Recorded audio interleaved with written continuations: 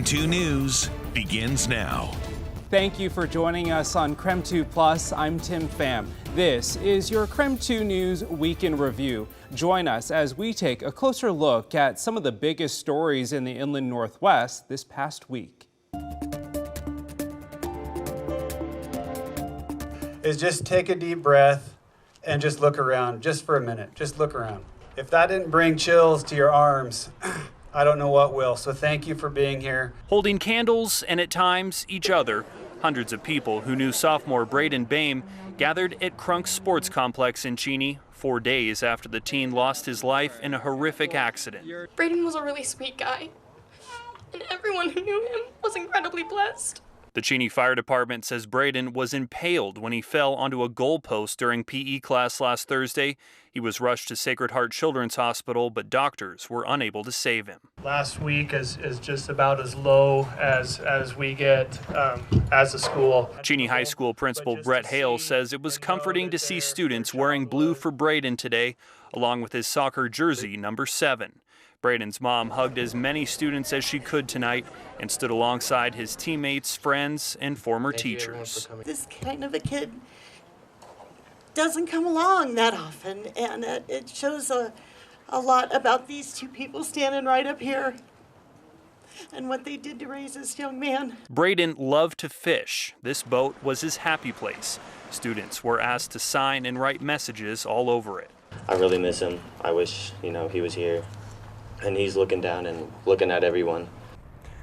Braden's family created a GoFundMe to help pay for funeral costs. So far, it's raised nearly $30,000. The family says any money left over will be used to create a youth fishing program in their son's honor. Reporting in Cheney tonight, Kyle Simchuk, KREM 2 News. Court documents show Chamberlain complained of knee pain last Sunday, and records indicate that the person who gave him the pill told detectives it was not a prescription. According to a search warrant obtained by KREM 2, former Spokane County Sheriff's Deputy Craig Chamberlin was not breathing when a family member found him inside his Viradale home. Court docs show Chamberlain spent the day drinking and golfing. He got home around 6:30 and complained of knee pain. Detectives learned Chamberlain was given half of a fentanyl pill. KREM 2 is not identifying the person who provided it because they have not been charged. But they told police the pill was not a prescription, and they believe Chamberlain took the pill before going to bed.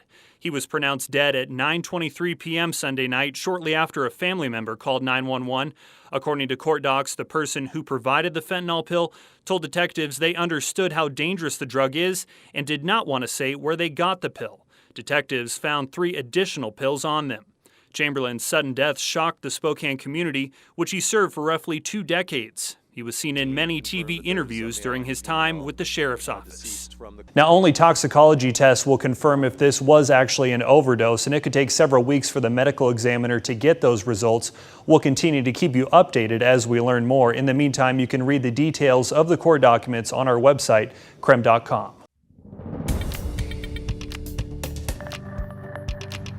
The water here in Cataldo is already very high. Right now we're at Site 49 of CDA River RV. Now this is typically an RV spot, but the water has actually pushed this out and taken it out of commission. Now usually the water is over there with the Coeur d'Alene River, but right now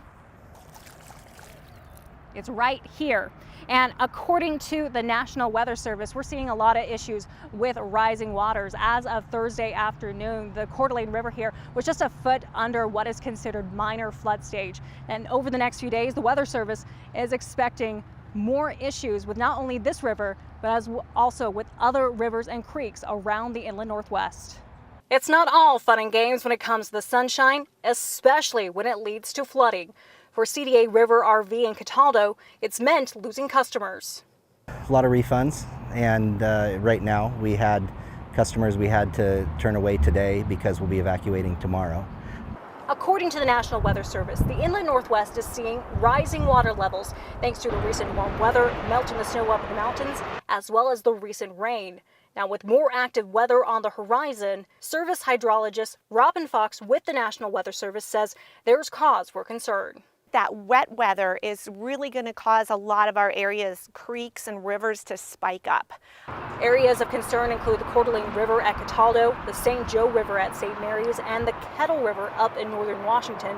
Because of that, several flood watches and warnings are already in place. When you hear the term watch, it means just that, just wait and watch. Things aren't happening quite yet, but it's looking quite favorable. When we get into a warning, a flood warning, that means that flooding is occurring or imminent. So what should people do if they're in an area that's flooding? Fox says they should go to higher ground and to avoid driving through it because it doesn't take much for it to become dangerous. As for CDA River RV, there's already light at the end of the weekend for them. It's only for a couple of days, so it's not terrible, and we'd rather be safe than sorry.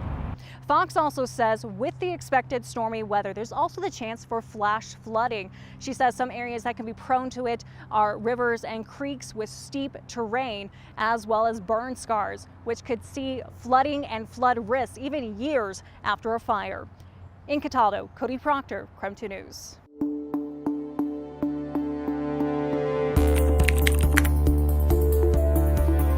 More surveillance cameras are coming to the Spokane area.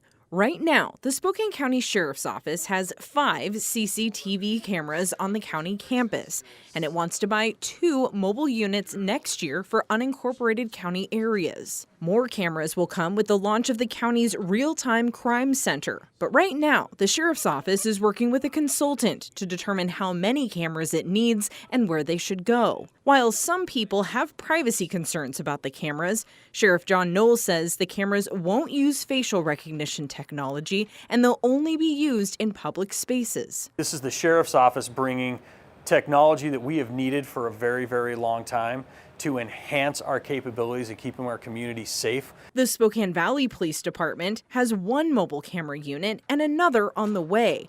You can find it at this housing construction site on East Broadway. Sheriff Knowles says it's deterring theft at the work site. Very, very successful, been very well received by the public. The Valley also has access to traffic cameras at 15 various intersections and areas. It's also working on a project that would deploy 50 surveillance cameras at city parks and trails. Sheriff Knowles says parks tend to be hot spots for car prowling, and he hopes the cameras will deter this activity and support deputies on patrol. This will allow them to look at all the different park locations in their car in a very quick fashion, and then they can decide to respond to the area where there is something suspicious happening. On to the Spokane Police Department. It's on track to have a total of 20 automatic license plate reader cameras, and it's leasing an ALPR trailer.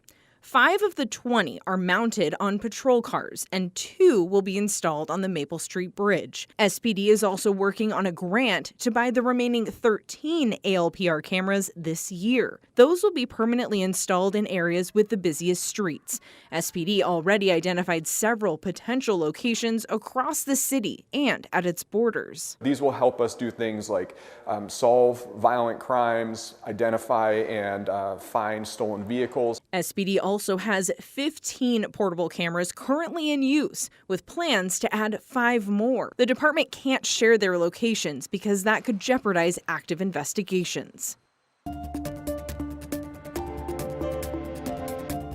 Here off West Trails and North Flint Road, 2 people were found dead on the side of the road Saturday night. Deputies investigated the situation as a possible hit and run.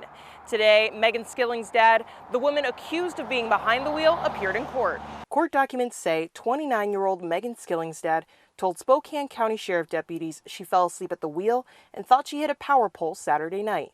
Deputies suspect Skilling's dad didn't hit a power pole, but instead 2 people, killing them.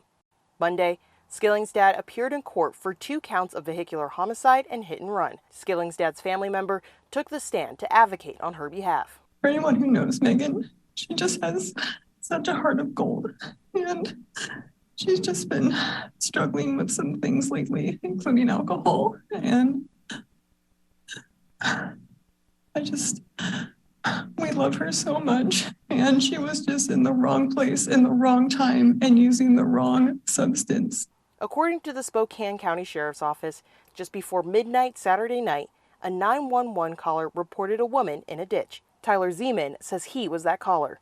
He says he was riding his bike when he saw one of the alleged hit-and-run victims. I kind of just hollered real fast as I was riding by, and she didn't answer, so I got on a hold of 911 as I was passing her, and just said do a wellness check or see if she just needed a ride. County first responders found the woman and another victim where Zeman described. It's a tragedy, and it's a terrible, terrible way to lose family. So, yeah, like I said, my heart goes out to them, and I hope both their families are doing okay. Within an hour of Zeman's call, officials found suspected drunk driver Megan Skillingstad near the collision scene in a pickup truck. She's currently being held on a $1 million bond. Her next court appearance is scheduled for May 9th. Spokane County court records show that a defendant with the same name and age as Megan Skillingstad was also involved in a 2011 deadly hit and run. We've reached out to the Spokane County Sheriff's Office and Spokane Police for more on this potential connection. We will continue to follow this story as it develops. In Spokane County, Janelle Finch, KREM 2 News. Tonda Miller says she just found out last night that her son and his girlfriend were hit and killed while walking on West Trails and Flint Road near Airway Heights. And now she is processing her loss and focusing on justice. It's just lost. The last time Tonda Miller spoke with her son Desmond was the day before he was killed. She says he told her he loved her and to keep her head up during a hard time. She tried to call him again Saturday. I was wondering why he wasn't answering my phone call and asked him if him and Katie were okay and told him I loved him. Well, come to find out that phone call was made about the time that they got hit, so. Miller says Desmond and his girlfriend Katie McFerrin were walking to the casino when they were hit on West Trails and Flint Road. 29-year-old Megan Skillingstad is now charged with 2 counts each, vehicular homicide and hit and run. I'm glad that they were together, kinda, when they died, but that's 2 kids that were taken out of people's lives. Miller now wonders how to explain to her son's nearly 3-year-old son.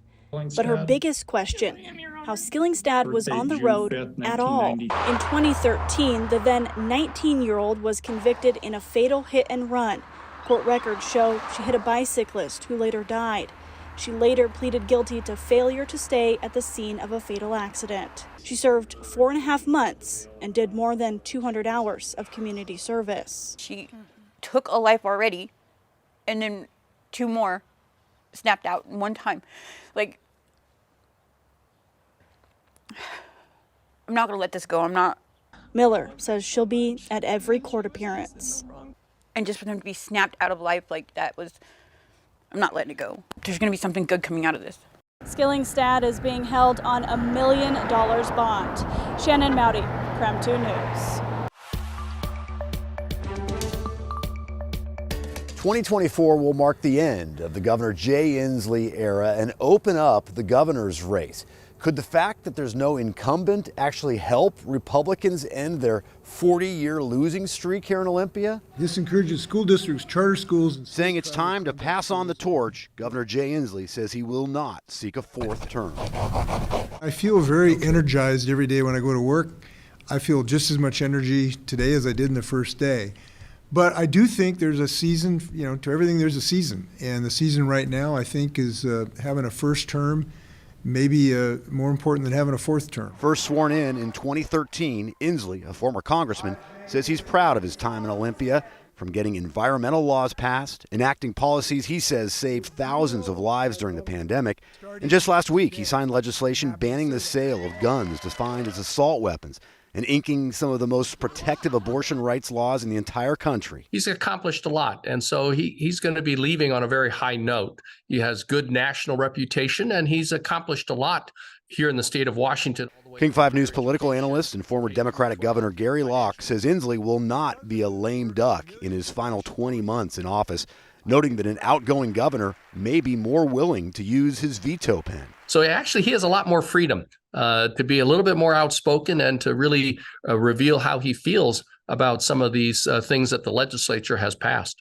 Who's going to be in that corner office? Is this Bob Ferguson's race to lose, in your opinion?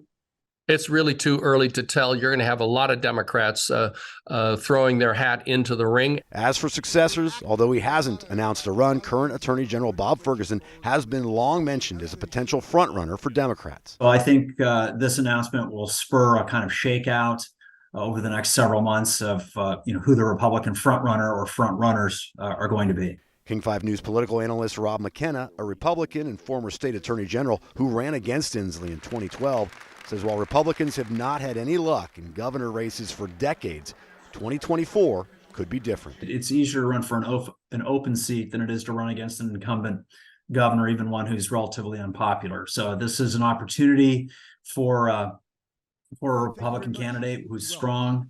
Governor Inslee says there's still plenty of work to do, including getting legislators to sign off on a new drug possession law.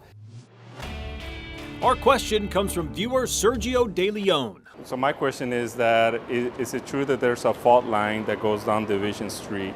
To verify this question, we turn to Chad Pritchard, professor of geosciences at Eastern Washington University, and Harold Tobin, a professor of earth sciences at the University of Washington and director of the Pacific Northwest Seismic Network.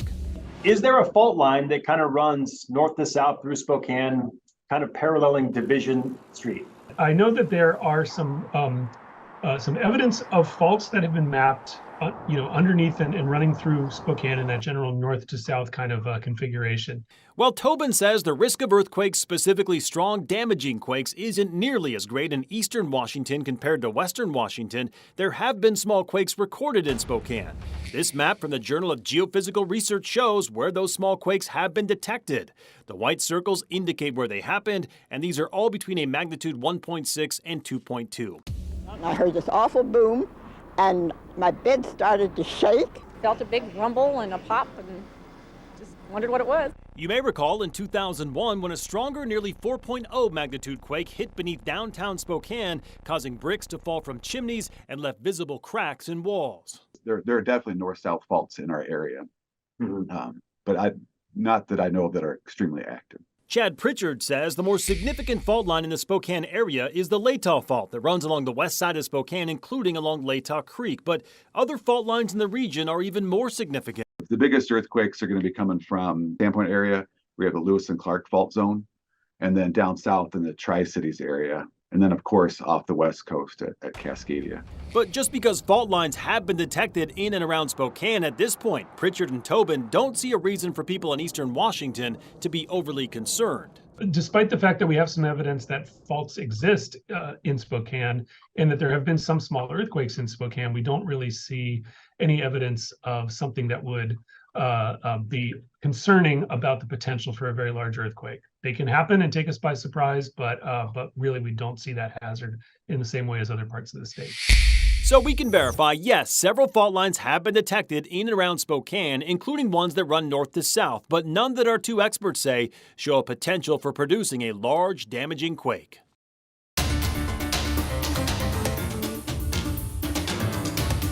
First and foremost, Scott Flowers is well and in good spirits. He tells me while he spent over 24 hours hiking through Liberty Lake trails, his motivation wasn't surviving for himself, but surviving for his wife and family. This is what's left in my emergency blanket. Scott Flowers has been on enough hikes to know to bring the essentials. And I had quite a few of these. He had no idea that on his most recent hike to the Liberty Lake Regional Park, he'd have to rely on those essentials to survive. I probably hiked that trail 2-3 times before. The only thing is I've never walked up to the top of Micah Peak. Flowers left for his hike Monday around 9 a.m. He says he tried taking a new path past Hugh's cabin on his way to Micah Peak. I must have missed the turn to go down to the cabin because the trail got narrower and narrower and the trees got more and more. And the only thing that marked the way was it looked like elk droppings. Around 7 p.m., he says he knew he needed to find a place to spend the night. Flowers says he found a cabin for shelter and supplies to help make a fire. Tuesday morning, he says he had to get to open land to signal for help. I laid out one of my emergency blankets, and with rocks, I wrote, "Help, lost." Flowers says his phone wasn't working for most of the hike. He was close to giving up hope before trying to turn on his phone one last time. It turns on. I turned on my emergency beacon on the phone. And I don't know exactly what happened, but they got the signal and they found me. And so they got this pararescue helicopter flying over me. And the guy waved at me and I waved back. And I think that's the first time I really got emotional. Spokane County search and rescue crews air flighted him to Sacred Heart. He says he was discharged, uninjured, and slightly dehydrated. Flowers says every step to keep moving was for his wife, children, and grandchildren, and he's thankful for the people who helped get him home. Flowers said he had enough food and water to likely survive another 3 to 4 days, but he says he knew his family didn't know that. When he reunited with his wife and son, who drove in from Seattle to help look for him, he said they shared in one of the biggest hugs ever. For the full story in his own words, visit our KREM 2 YouTube page. In the studio, Janelle Finch, KREM 2 News. Spokane is one of the main 3 areas in the United States with established Marshallese communities. The others are in Arkansas and Michigan. Marshallese families are now immersed in Spokane, but it hasn't always been easy for the Marshallese to feel at home. I feel like everyone in the Marshallese community should also get the same benefits as everyone else here in America. Nathaniel Hermios considers himself lucky to be an American citizen, something his parents can't say for themselves. The whole family had to come move and then adjust to the environment. Nathaniel's mother, Marissa, lived on the Marshall Islands for most of her life until she realized her grandfather's plants began to turn to red and brown. It looks like they don't, healthy. Poison left over from nuclear testing during the Cold War caused a color change. They told us to move out from there in 1978 or 77. Even though the testing was during the Cold War, poison remnants remained. Since 1986, Marshallese people were allowed to come to the U.S. as legal non-immigrants. These are basically the decorations you would see at any Marshallese house.